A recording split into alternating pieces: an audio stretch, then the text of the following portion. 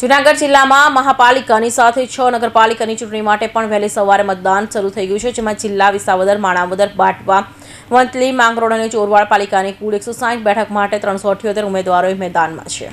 જૂનાગઢના ચોરવાડ નગરપાલિકા ચૂંટણી માટે ગીર સોમનાથ ધારાસભ્ય વિમલ ચુડાસમા તેમજ ચોરવાડ નગરપાલિકા પૂર્વ પ્રમુખ જલપાબેને પણ મતદાન કર્યું છે અને પોતાના જીતના દાવા કર્યા છે। માંગરોળ નગરપાલિકાના ચૂંટણીમાં આમ આદમી પાર્ટીના પિયુષ પરમારે ચૂંટણી અધિકારીને લેખિતમાં ફરિયાદ કરી છે, જેમાં ભાજપના સિમ્બોલવાળી ગાડી ફરતી હોવાના પુરાવા આપ્યા છે। ફરિયાદમાં શહેરમાં વિવિધ સ્થળો ઉપર 2 ગાડી ફરતી હોવાનો ઉલ્લેખ કર્યો છે, જેને લઈ ચૂંટણી અધિકારીઓ તપાસ માટે ટીમ કરવા કરી છે।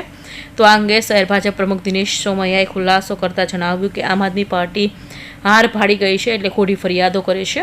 આશીર્વાદથી 5મી વાર લડી રહ્યો છે, ત્યારે ચોરવાની પ્રજા અને ત્રીજા વોર્ડના લોકોએ મને આશીર્વાદ આપ્યો કે આપ ચૂંટણી લડો, આપની કામગીરીના આધાર ઉપર મત આપવાના છે। ત્યારે 24 ઉમેદવાર અમે ફોર્મ ભરવા ગયા તે દિવસે બહુમતી તો આપી દીધી હતી। અમારી કામગીરીના આધાર ઉપર આ પ્રજાએ અમને બહુમતી આપી છે, ત્યારે અમે મહેનત કરી રહ્યા હતા 24 સીટ માટે થઈને, પણ કાલે રાત્રે અમને આશીર્વાદ આપી દીધા છે। ચોરવાની પ્રજા 24 તારીખના રોજ ઇતિહાસ રચવા જઈ રહ્યા છે અને 24 સીટ કોંગ્રેસ પાર્ટીને આપવાના છે અને સારી કામગીરીના આધાર ઉપર ચોરવાડ નગરપાલિકાનું સુકાન સંભાળવાના છે। વંથલી નગરપાલિકામાં કુલ 6 વોર્ડની 24 બેઠકો માટે ચૂંટણી જંગ છે।